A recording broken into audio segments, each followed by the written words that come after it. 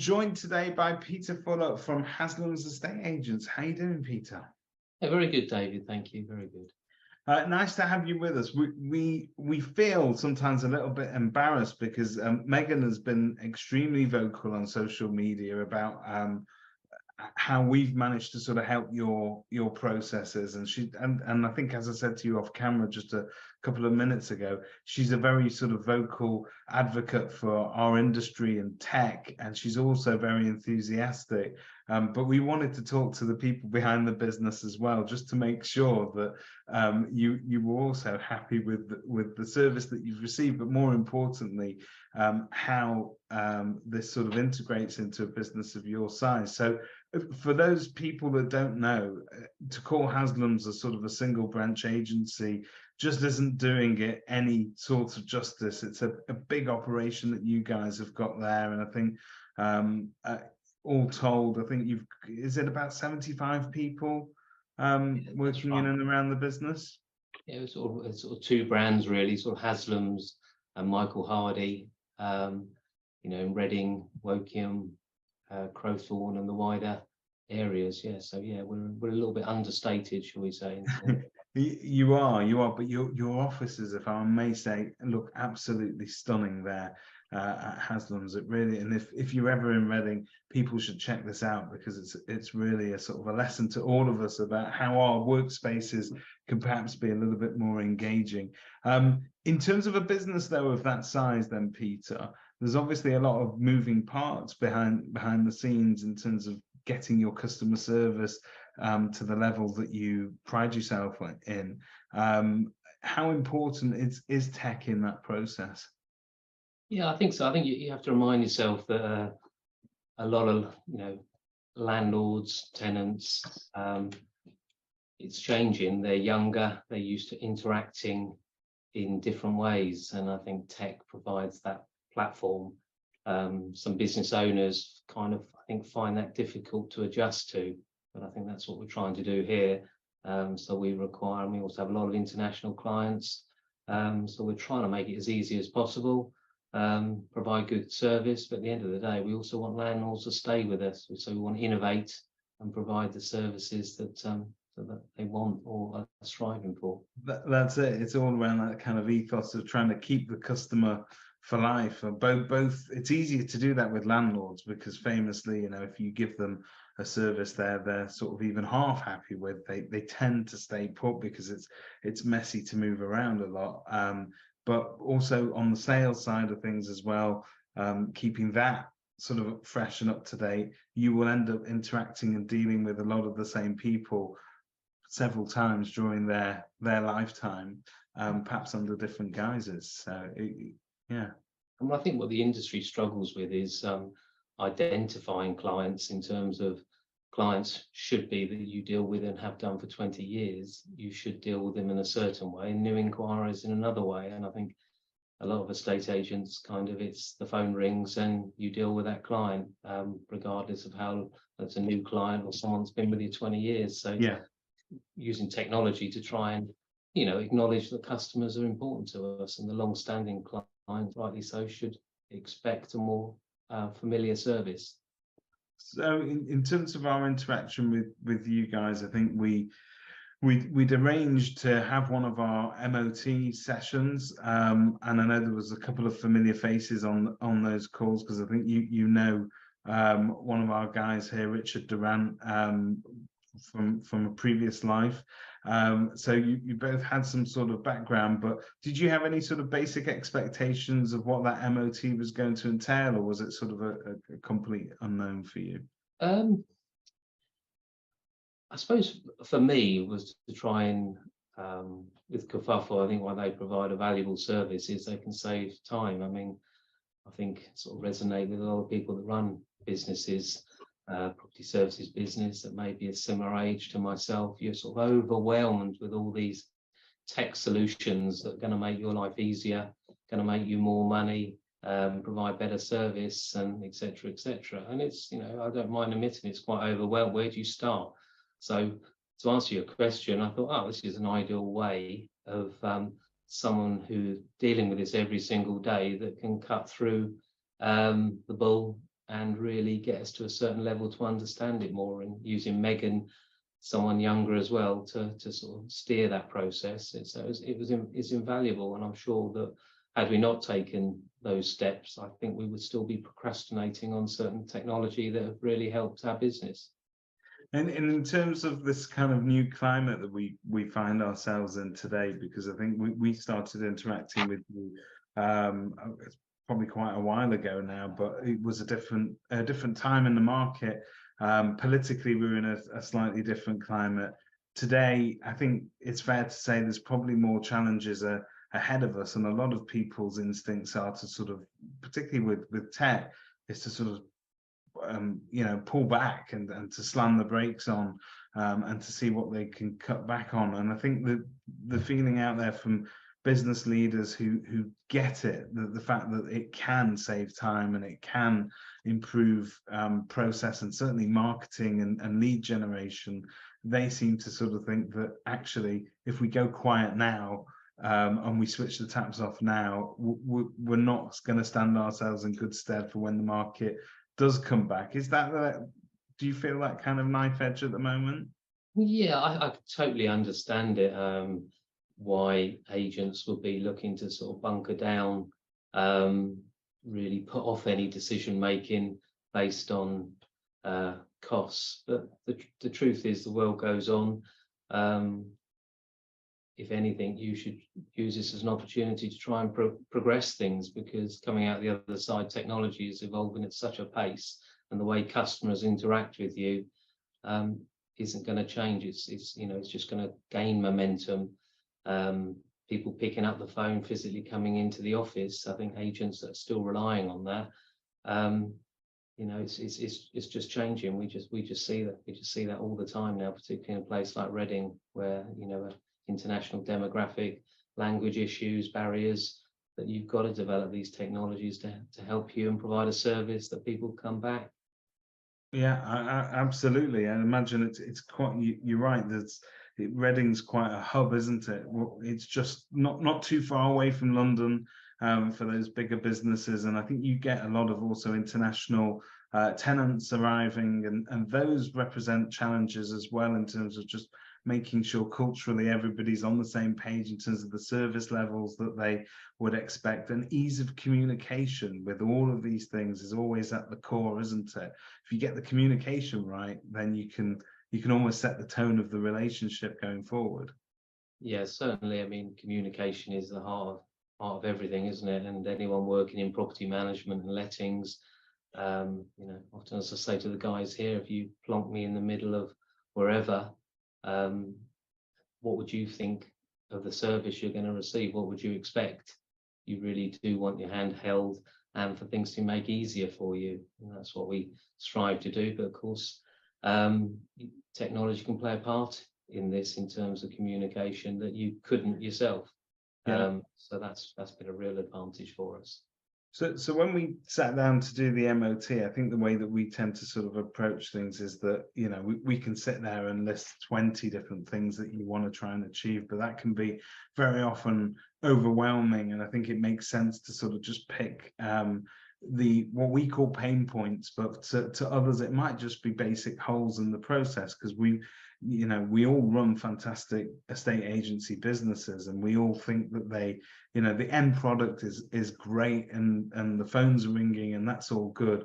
But as business owners, sometimes we have a niggling little feeling that there are gaps that evolve just in time, in the process, where it's not uniform the whole way out. Was there anything in particular that you were focused on when you came into those sessions? Probably three things spring to mind, really. We had fixed flow as a product, and we just weren't working it properly. And how we dealt with that, how it would integrate with other products we have. So we did a lot of work around that, which Kerfuffle helped us with. Yeah.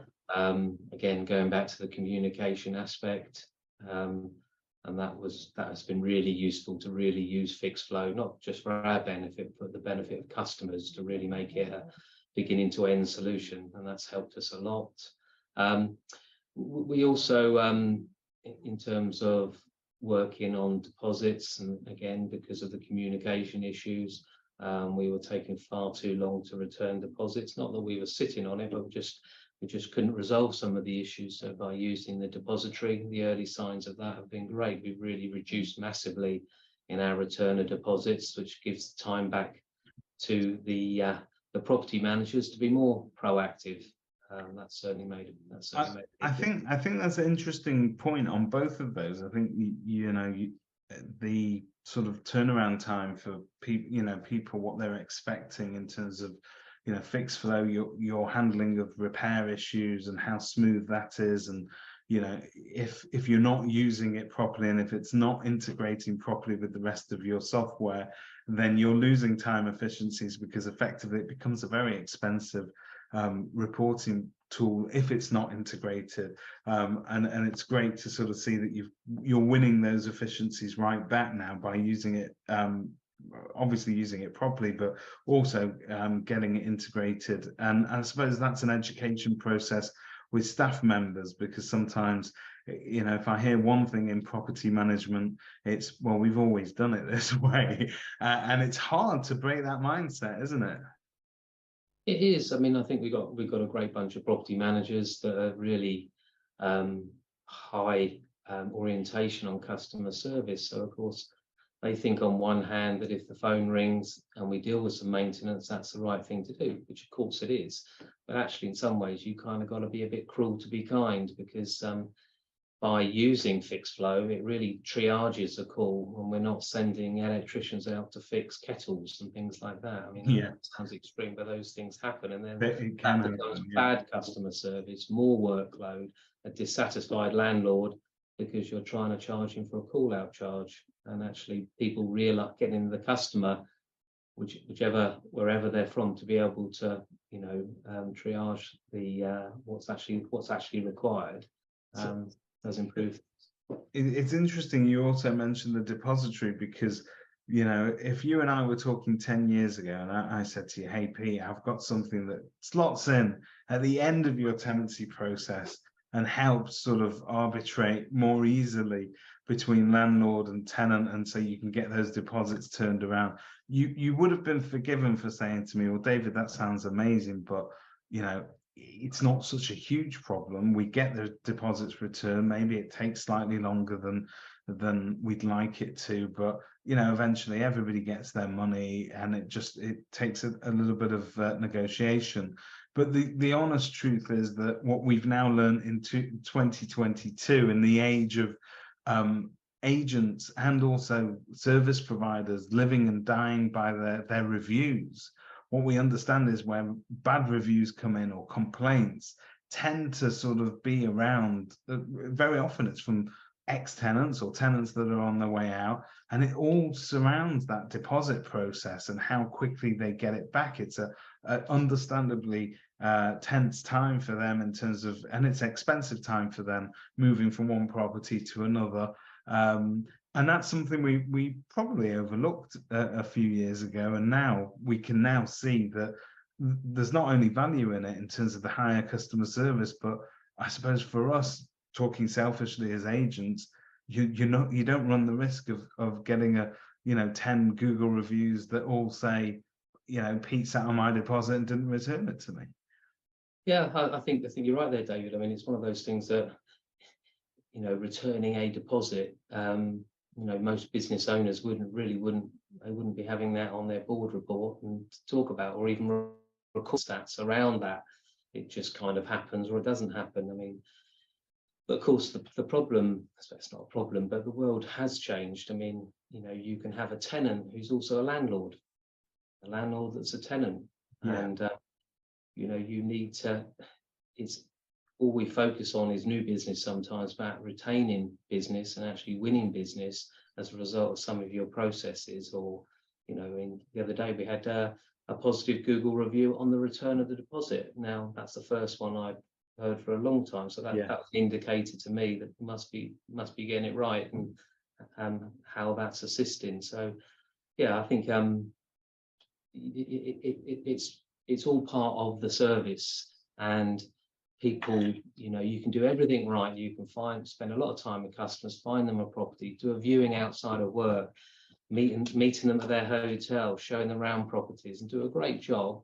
But then if their deposit doesn't get returned, then all of that is quickly forgotten, or you're not communicating properly. So I think it's a much broader picture. Just returning a deposit is just one function, but it's linked to everything else you do. I think so much emphasis gets placed on how we say hello to people in our industry, how we welcome them in as customers and onboard them, that we forget sometimes how important it is to have a sort of a nice goodbye as well, both on the tenant side of things. But let's face it, when you hand over a set of keys after sales progression, very often sales progression is where things tend to sort of get nasty if they do. And people don't remember the pretty pictures and the smiling faces at the beginning of the process. What they remember was the hassle they may have gone through in the middle. And I think it's so important, therefore, that when you get to that when you do say goodbye, that you have an opportunity to do it in a way that everybody's left with kind of good feeling, and that, because that's what they'll remember you by, not the beginning bit. No, absolutely. End it well, and you can't always get it right, but as long as the customer can see you have been fair and transparent, that's all you can do, really, and you communicate. So bless you guys. I think we identified various different things, and then we set up a ton of demos for you all to sit in. And I think that Megan sat in most of those and went through those demos and sort of listened to what the suppliers had to say. In some cases, I think we were able to help you with existing suppliers that you had, where there was a point of, just that you either felt that you weren't fully using the product, or that perhaps part of the service had worn a little bit thin, and that you wanted a little bit more hands-on customer care and so on. And I know that we were able to bring that together as well. And it helped afterwards to be able to sort of go over the analysis and the results of that, and help you to then pick what you implemented and rolled it out, because you can't do this all in one go. I'm presuming, therefore, you strategically sort of have to pick your battles one at a time and sort of feed that into the mix, particularly when it comes to getting staff to use new avenues or new technology. Yeah, I think one of the things I see in the estate agency, probably not just us, but you get something in, a new bit of tech, and there's a huge sigh of relief. Oh, that's going to make that problem go away. But the truth is, it's just a starting point. And then you put something in, you get going, you might have a couple of staff changes, and before you know it, are you really using it 100%? So, and of course, the product gets enhanced. And I think one of the challenges for the software providers is that we're not dealing with the likes of Oracle or Microsoft, is they have a limited amount of resources for training, and it's up to you to try and push and understand these enhancements. And I think the kerfuffle and us revisiting that aspect made us sort of cringe a little bit, thinking, oh, we've stopped doing that, or we didn't know it could do that. So that was really, really helpful. I suppose it just demonstrates how things it's a never-ending conveyor belt of things improving and enhancements that you really need to spend time trying to keep on top of. I'm just going to touch on one last sort of area, because I think this is something that within the estate agency world we often debate, what the return on investment is on a tech product, because sometimes the results are not tangible in terms of, you can run a marketing campaign, for instance, that may lead to an increase in valuations, but can you trace that back to one product and so on? It has been more difficult. But you've provided us with some generalized stats, which I hope you don't mind. I'm going to sort of throw them back at you here. But I think one of the things that you'd started to use as well was a product called Akaboom, for instance, which supports your pre-valuation process, but also how you follow up from the market appraisal process, and what a prospective customer receives from you. And your valuation conversion was up 26%. I'm going to whisper that quietly so your Reading competitors don't know what you're using, but that's quite significant, isn't it? Yes, it is. I mean, going back, I mean, the mantra I set myself and for Megan is that, you know, if you're putting this technology in, it's got to save on costs, it's got to generate income. It's not so easy to see sometimes. But it's also going to improve customer service, and maybe 2 out of those 3 can work. But if it's none out of those 3, is it worth it? And Ackerboom's a case in point. We've got so much positive stories to say about the customers to use Haslams. And if we think about the valuation process, I mean, in my advanced years, you had a lot more contact with a client prior to valuing that property. Typically, they could have come into your shop. They would phone you and have a chat, and you talk to them about, you know, be it sales, or we sold other properties in your road, or you could build rapport, or you could show your expertise. Nowadays, that's really, this digital communication, it's really difficult for an agent to get their experience and their USPs over to a customer, I think.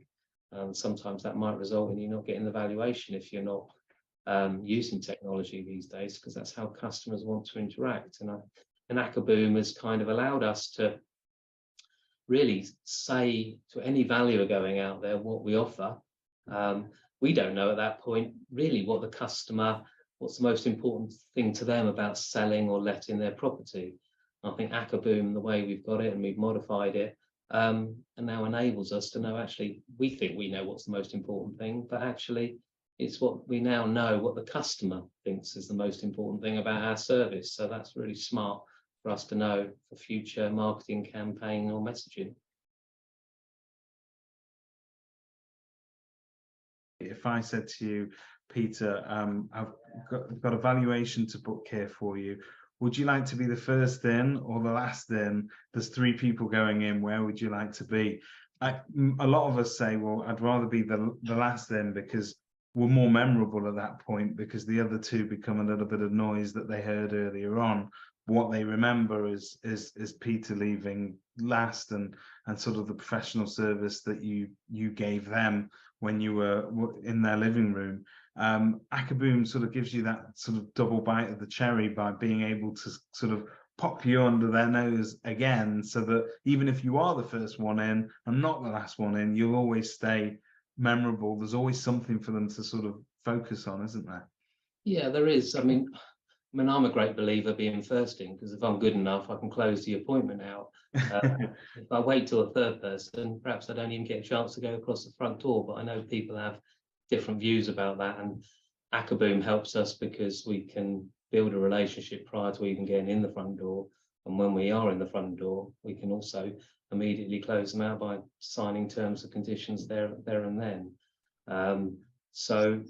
And if we don't, because obviously you're not going to convert every single valuation, but we are converting more now. So that's regardless of my rhetoric, it's improving things for us. And yeah, we you know, it is theatre doing a valuation. If you're telling them they know who's coming at a certain time, if they've been able to familiarise yourselves with the valuer on profile, then they're largely, my view is, a lot more comfortable at that point, rather than suddenly you trust them as well, I suppose. Yeah, because you've got that, you've seen their face before, you know a little bit more about their business and what they believe in. I think that counts with the customer, doesn't it? Yeah, absolutely. I mean, just knocking on a front door now, the world has changed, and you know, no matter how good you might feel you are, you're at a disadvantage. So actually the customer's warm to you, hopefully, by the time you arrive.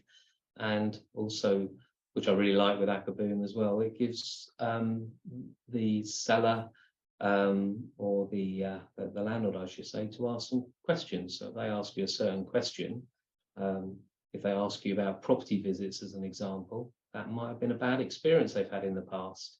Whereas by the time you turn up, you pretty much know what their biggest concerns are, and you might be able to, you know, you should be able to demonstrate to them the property visits, who'll be visiting the property, the photos you take, how much we take care of properties when we manage it. That would be more reassuring to them than saying, You know, we have 20,000 visits a day on our website, and we let properties in 2.3 days on average. That's kind of not really their hotspot. That's not really their decision making. And so that Akaboom helps with that. It's a lot more scientific. It's great that you've been able to implement it and use it in that way. And another couple of stats, probably more on the sort of lettings end of the process as well. Your deposit return times, these figures are dated because this says you managed to reduce it by 40%, but I believe you're averaging somewhere between 50 and 60% at the moment in terms of cutting down the deposit return time, which we touched on earlier, which is fantastic. The other thing I think that we helped you with at the time was that you had that age-old problem of, at the moment, you could rent a tent in your front garden. It's that busy in the lettings market, and we all have more demand than we can actually satisfy in terms of properties on the books, and it's been a little bit tough with that. And as a result of that, our inboxes are flooded with a number of different inquiries every morning when we get into the office. I mean, in the office that I used to work in, my office manager, I used to joke, she became like air traffic control. Her job was to sort of work out who's going to deal with which of the leads that were coming in, and she wasn't really actually doing any business other than pushing around the leads all day, which we needed somebody to do that, because otherwise how do you feel it all? But you've now got sort of tenant inquiry handling down to a fine art. It is now a little bit more of an automated process, and you've managed to sort of cut that time down by about 37%, which I think is a staggering amount of time for your property department to be able to free up. But crucially, you've maintained your letting level at an all-time high as well. So you're not losing any sort of productivity, but you've managed to sort of free up all of that time. Yes, I think this is a really tough one for everyone, for tenants and agents. I mean, we mentioned about creating goodwill. You know, it's really tough for tenants, but so if we can't let to someone, or we can't, if we have 50 people, I think on average now, for every property who want to view it, because there's such a shortage, what we want to try and do is do it in a way that ends that relationship in a better way. So as an example, you know, the guy, so we've using some technology now which cuts down the inquiry levels by just asking the customer to answer a few questions. So it sort of filters the process, but not in an invasive or aggressive way. Because then what happens, we were finding the guys were coming in the morning and they would have 120, 150 inquiries through the portals, sometimes duplicated. And it's really difficult to know whether number 7 was the best inquiry for that property, or it's 77. And in the heat of the day, more inquiries are coming at you. It just was turning into a mess. So now what we've been able to do is we've filtered down the number of inquiries for the best ones for our clients. Obviously, we act for the landlord, and then we're able then to give each of those tenants an equal opportunity to reserve that property. And that's a fairer way. We can't satisfy everyone, but it certainly is a better customer service. A nicer way of saying no, shall we say. You can't. Yes. And one of the, you know what, unspoken, we don't talk about it enough, but that's what our frontline staff have to sometimes do, and it's not pleasant for them. It's probably not pleasant for the customer. No, and also, you know, commercially as well. I mean, it's absolute madness, isn't it? You're going to get one fee for a property, and you're not paid extra to deal with 50 calls or 500 calls. And yet sometimes you speak to the guys and they're absolutely flat out. But are they being productive? Are they? I'd rather than be chasing the new business for new instructions. Absolutely. In the meantime, they're seized by just answering phone call after phone call about the same property, or email after email. So we're trying to give them some time back, and shouldn't underestimate this summer the pressure on the guys. Sure. Unrelenting. Yeah. Um, No, and customers are frustrated. They just want to rent a property. Well, they've got a budget. Why should they not just be able to get a property? So we have people that have moved around the world to come here, but they haven't thought about the availability of property and how difficult it is to get something within their time frame. So yeah, no, I think that's so true. You don't even need to move around the world to discover that. You know, regular people that you speak to every day, they don't appreciate, until you need to look for a rental property, they don't appreciate exactly how difficult it can sometimes be.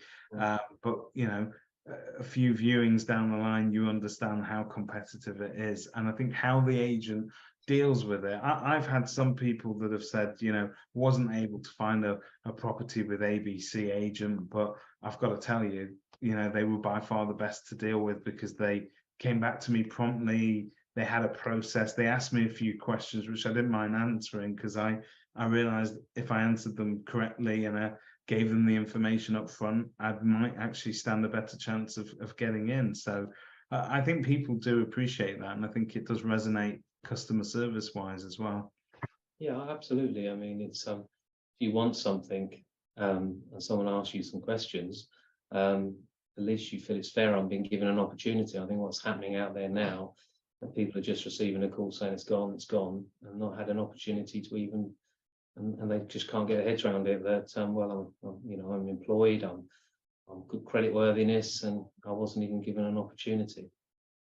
Well, Pete, on behalf of everybody here at Kerfuffle, I just want to say it's been an immense honour and a real pleasure to sort of get to know your business and to be able to support your continued growth over there, and the relationship that we've formed over the past few months.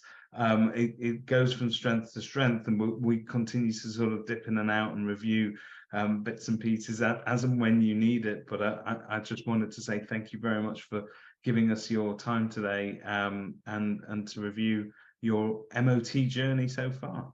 Yeah, no, thank you, David, and thank the guys at Kerfuffle. And I would encourage business owners or people running parts of the business to look at this. It's not just about new technology; it's about how you're using your current technology. And we've certainly, with Kerfuffle's knowledge of products, that really has saved us a lot of time. And I think the biggest advantages are ahead of us. So yeah, thanks to everyone at Kerfuffle. It's been brilliant.